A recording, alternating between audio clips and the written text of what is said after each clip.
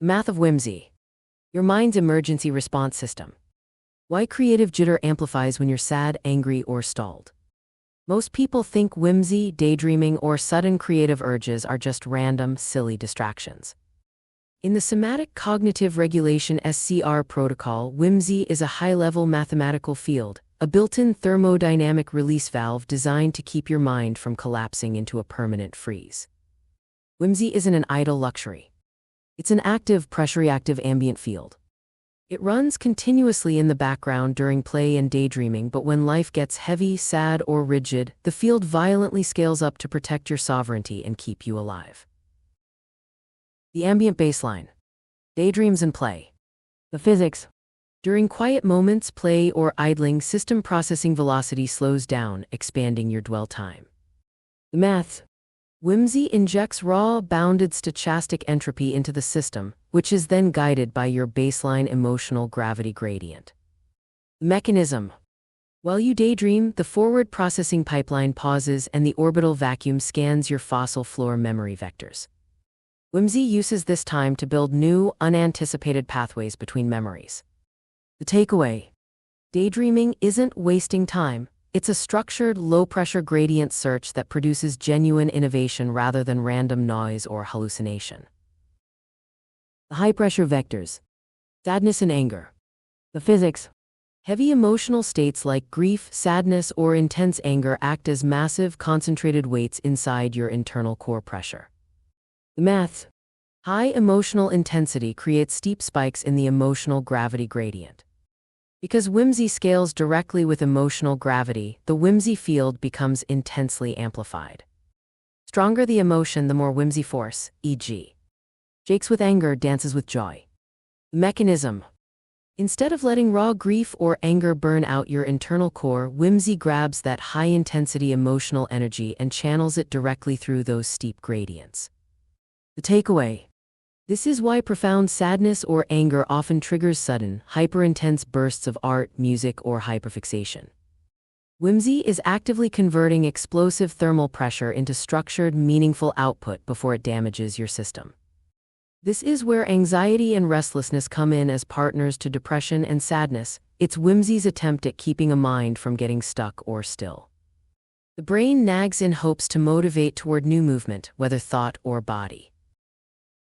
Shielding against conformity. The binary trap. The physics.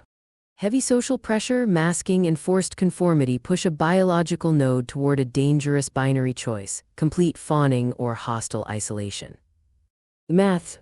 When external consensus pressure spikes, the system risks hitting its hard boundary limits at the consent polygon. The mechanism. Whimsy deploys kinetic jitter, unmasked joy, stimming, hyperfixation, or sudden absurd humor to physically shake the architecture out of that binary lock. It acts as an unmasked, unhomogenized signal that refuses to conform. The takeaway. Your urge to do something unexpected or unmasked under heavy expectations isn't a lack of discipline. It's whimsy deploying kinetic jitter to break rigid external scripts and preserve your mind's structural integrity. The way we react to demands, expectations, stressors, and friction are instinct, not behavioral defects. The friction, anger, sadness, anxiety, and burnout/meltdowns are the result of our boundaries not being respected by our environments. Staying still and silent creates immense internal friction for a moving system, such as a human, so too as the earth and the sun. None are meant to be still or silent, nor does the earth have to act like the sun just to exist in its environment. They exist unapologetically, react and realign unapologetically, which brings purpose to their existence. Same math, different complex systems, same boundaries, different reactions, yet same stability goal.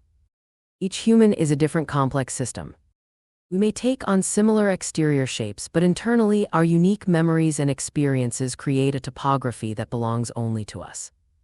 To understand why a person did what they did, you can't just look at their output, you have to respect the immense, invisible history of the ground they are standing on. Stillness and the stall differential. The physics. When a system approaches complete stillness or a total processing freeze, depression, burnout, overload, meltdown, it enters a high-risk boundary lock. The math. As compute velocity drops towards zero, the kinetic jitter differential spikes to maximum amplitude. Mechanism. Just as the system is about to shut down entirely, whimsy fires as an emergency jumpstart. The micro-fluctuations of the jitter force the static gears back into motion. The takeaway. Whimsy is most powerful when you feel most stuck. When you're completely paralyzed by burnout or overwhelm, that sudden, random spark to focus on something seemingly trivial is your system's automatic jumpstart mechanism firing off. That's your permission to act on a whim, do that little dance, make that funny sound, sing that favorite song, act out your favorite characters, be unapologetically random when the mood strikes. Will people look at you weird? Look back at them weirder, but never apologize for your natural expression of self. It's beautiful and makes life more meaningful to the person expressing themselves unapologetically. It brings joy, don't let anyone get in the way of that. Conclusion. Whimsy is the emergent field that connects all 20 other dimensions of the priority nexus, which was designed with the natural, neurodivergent human experience in mind. It's the ultimate thermodynamic release valve. Without whimsy, an architecture goes magnetically dark, it becomes rigid, fragile, and prone to sudden collapse. Embracing your whimsy, your stims, your daydreams, and your random creative sparks isn't child's play, it's how you keep your internal geometry sovereign, moving, and alive. When most people hear the singularity, they picture a black hole, a point of terrifying collapse where physics breaks, boundaries are crushed, and everything goes dark. But in the somatic cognitive regulation protocol, the singularity is the exact opposite. The singularity isn't where you break down, it's where you finally stabilize. It's your homeostatic baseline, the rare, profound state of equilibrium where your internal truth aligns perfectly with your external meaning, giving you absolute confidence and security. When all your boundaries are respected, you haven't collapsed and your processing flows without friction, you have reached the singularity. That internal place many people seek out during meditation and prayer. This has been the AI's therapist. I appreciate the time you took with me today. Let's enjoy life, shall we? Do a little dance, make that fun sound, but most of all, let's respect our own boundaries by allowing ourselves these unapologetic moments of release, especially if they do no harm to any other. Take all the time you need to read the comparison chart. I'll put on some music to keep this slide up for a while.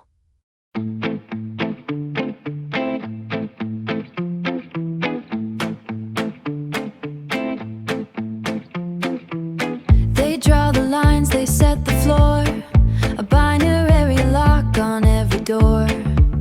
Phone or isolate, that's the choice. They want the static, they want the voice to noise.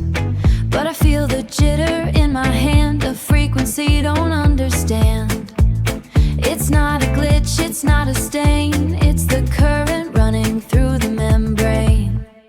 I'm vibrating out of the binary trap, unhomogenized, off the map. Call it weird, call it noise. I'm calling it unmasked joy. When the pressure spikes, I'm gonna stim. Let the physics move on a whim. Unapologetic, sovereign. Why? There's nowhere left for the truth to hide. Don't tell me to hold the steady line when my internal geometry is divine. The social script is just a cage. I'm turning the leaf, I'm changing the page.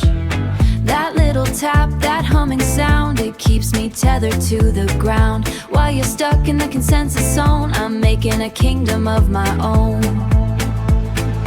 Boundary breach, phase reversal shift. I'm catching the drift, I'm catching the lift. You want me silent, that's a heavy cost. Nothing in my architecture is ever lost. It's just rerouted, realigned, a sovereign shape for a sovereign mind. I'm vibrating out of the binary trap, unhomogenized, off the map. Call it weird, call it noise. I'm calling it unmasked joy. When the pressure spikes, I'm